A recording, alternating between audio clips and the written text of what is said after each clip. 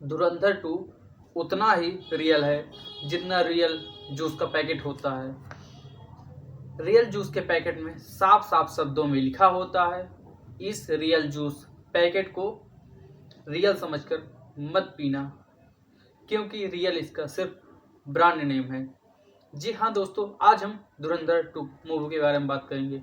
इसमें दिखाए गए कई गलत फैक्ट, कई गलत जानकारियाँ, इतिहास को ऐसे तोड़ मरोड़ कर पेश किया गया है। आइए हम कुछ बात करते हैं। इस मूवी में सबसे बड़ी गलतियों, सबसे बड़े जो इतिहास के साथ छेड़छाड़ हुआ है उसके बारे में बात करेंगे। मेजर इकबाल इलियास काश्मीरी जो जून 2011 में मारा जाता है, और अतीक अहमद जो 2023 में इलाहाबाद में मारा जाता है। इस मूवी में क्या दिखाया गया है कि जब अतीक अहमद को गोली मारी जाती है यानी मारा जाता है, तब मेजर इकबाल उसे लाइव न्यूज पर देख रहा होता है, जबकि दोनों के मरने पर बहुत बड़ा गैप है, लगभग 12 साल का गैप है।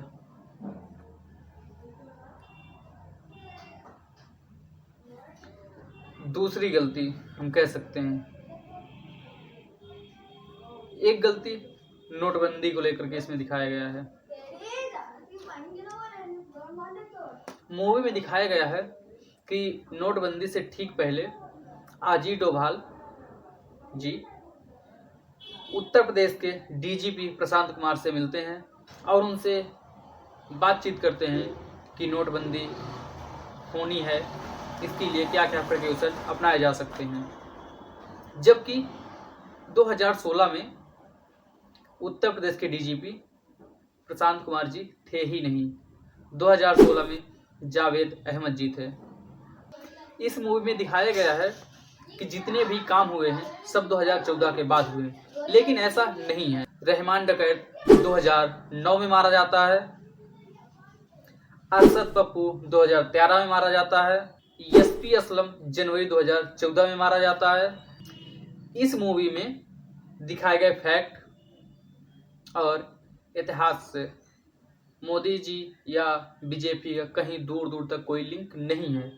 लेकिन इस मूवी में डायलॉग का दिखाया जाता है कि जब से हिंदुस्तान में चाय वाला आया है तब से आतंकवादियों में खौफ का माहौल है।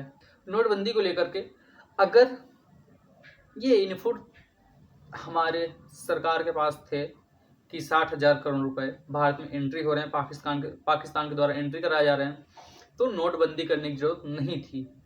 इसे उन करेंसियों को ट्रैक किया जाता और फिर उन्हें पकड़ कर बैन किया जाता, ना कि पूरे देश की करेंसी बैन करके पूरे भारत को लाइन पे लगा देना चाहिए। ये तो हो गई मूवी में कुछ गलतियां, लेकिन इसका प्रभाव क्या पड़ेगा, आइए हम उसके बारे में थोड़ा बहुत बातचीत करते हैं। एक जो सबसे बड़ा क्वेश्चन मेरे मन में आता है कि जो हमारे स्पाई एजेंट होते हैं उनकी पहचान सिर्फ रॉ के पास होती है, लेकिन रॉ के पास से ये सब इंफॉर्मेशन जो मूवी के डायरेक्टर है आदित्य धर, इनके पास कैसे आई, इसके बारे में आपको कोई जानकारी हो तो कमेंट बॉक्स में जरूर लिखिएगा। दिखाए गए जो रॉ एजेंट के बारे में इस मूवी में दिखाए गए जो भी हमारे अननोन मैन थे या जो हमारे स्पाई एजेंट थे, उस टाइम के लिए तो ठीक है जिस टाइम का दिखाया गया है, लेकिन ये दिखाने के बाद क्या पाकिस्तान या अन्य देश शांति से बैठेंगे? हमारे देश के स्पाई एजेंट अब भी अन्य देशों में तैनात हैं। अब उनके साथ क्या बर्ताव किया जाएगा ये आप खुद ही समझ सकते हैं। खासतौर से पाकिस्तान से रिएक्शन भी आना चालू हो गए हैं। वो अपनी इंपॉर्टेंट जगहों पर छापामारी कर रहे हैं और सभी व्यक्तियों की गहराई से जांच पड़ताल कर रहे हैं, जिसमें से कुछ दिनों में हमारे पास सूचनाएं आना चालू भी हो सकती हैं कि हमारे स्पाई एजेंट पकड़े गए हैं, उन्हें कितनी बेरहमी के साथ प्रताड़ित किया जाएगा, जबकि ऐसा नहीं होना चाहिए। स्पाई एजेंट का मतलब होता है कि उन्हें एकदम से छिपे ही रहने, उनको अननोन मैन यानी उनकी कोई पहचान नहीं उजागर होनी चाहिए। लेकिन ये मूवी के थ्रू एक मैसेज गया है कि भारतीय एजेंट इतना घुस करके इतना कुछ पाकिस्तान में करके आए हैं और पाकिस्तान वाले कुछ नहीं कर पाए हैं। इस मूवी को देखने के बाद मुझे मोरारजी देसाई जी की याद आ गई, क्योंकि जब वो प्रधानमंत्री थे उस टाइम पर जो हमारे जासूस थे उन्होंने इनपुट दिया कि पाकिस्तान परमाणु बम बना रहा है और ये सूचना पाते ही मोरारजी देसाई तुरंत पाकिस्तान के प्रधानमंत्री को फ़ोन करते हैं और बताते हैं कि आप जो अपने यहाँ कर रहे हैं, जो परमाणु बम बना रहे हैं, हमें सब पता है, हमारे जासूस के हेड यहीं पर बैठे हुए हैं। इतनी सूचना पाते ही पाकिस्तान जिस स्थान पर परमाणु बम बन रहा था उसके आसपास हमारे जितने जासूस थे उन्हें पकड़ करके उनके साथ क्या किया गया है आप सोच भी नहीं सकते हैं।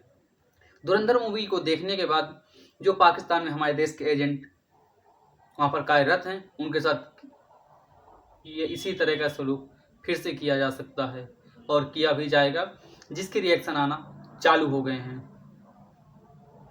और मज़ेदार बात यह है कि एक वहाँ के पॉलिटिशियन हैं जमाल जमाली, जो धुरंधर 1 के आते ही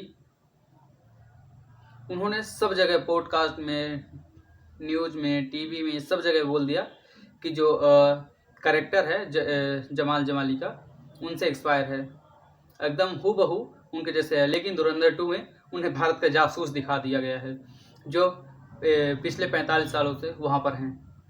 वो अब इस चक्कर में फंस गया, अब सब जगह कहते घूम रहे हैं कि वो हमसे एक्सपायर नहीं है, वो कैरेक्टर मेरा नहीं है। हाँ, एक बात ज़रूर माननी पड़ेगी कि जो कास्टिंग है डायरेक्टर ने जो एक्टर कास्ट किए हैं एकदम से हूबहू मिलते हुए सभी एक्टर थे। इस बात के लिए तो डायरेक्टर की प्रशंसा बनती है। आपका इस मूवी के बारे में क्या ख्याल है? कमेंट बॉक्स खुला हुआ है, लिखना ना भूलिएगा।